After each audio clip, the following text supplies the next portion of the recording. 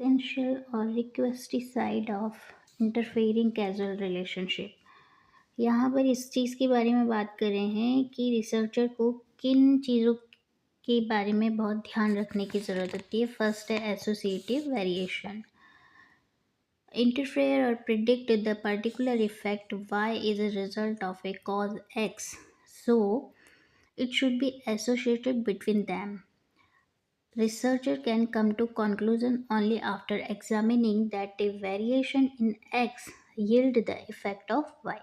इसका मीनिंग ये है, एसोसिएटिव वेरिएशन का मतलब है कि कितनी तरीके की भिन्नताएं आ सकती हैं, क्योंकि आप अगर इफ़ेक्ट y मानते हैं और कॉज x मान रहे हैं तो x कॉज की वजह से y प्रभाव आ रहा है। ये तभी हो सकता है जब जब कभी भी आप x में अगर कोई परिवर्तन करें तो उसी वक्त y में भी परिवर्तन होना चाहिए, यानी दोनों के बीच में एक रिलेशनशिप मेंटेन होगी। सेकेंड है systematic order of event.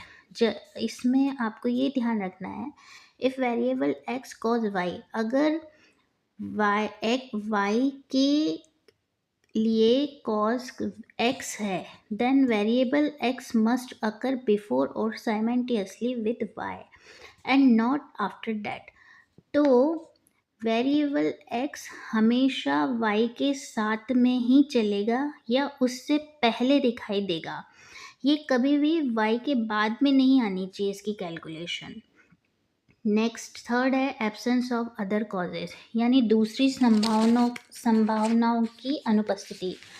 Find out best possible reason of any event happen. यहाँ पर हम ये कोशिश करते हैं कि सबसे उपयुक्त संभावना को ही हम कारण माने और किसी चीज़ की संभावना को उतना प्रेफरेंस ना दें, उतनी महत्वता ना दें। जैसे कि इसमें एग्जांपल दिया हुआ है कि कैंसर के लिए बहुत सारे कारण होते हैं, लेकिन हम एक्स पोस्ट फैक्टो रिसर्च में रिसर्चर सिर्फ ये ढूंढने की कोशिश करता है कि वो सबसे हाईएस्ट वजह क्या थी जिसकी वजह से कैंसर हुआ। इसी को हम एब्सेंस ऑफ अदर कॉजेज मानते हैं। दूसरे छोटे मोटे एक्शन और इवेंट को हम नेगलेक्ट कर देते हैं। Thank you so much. Like and share, and please follow the channel.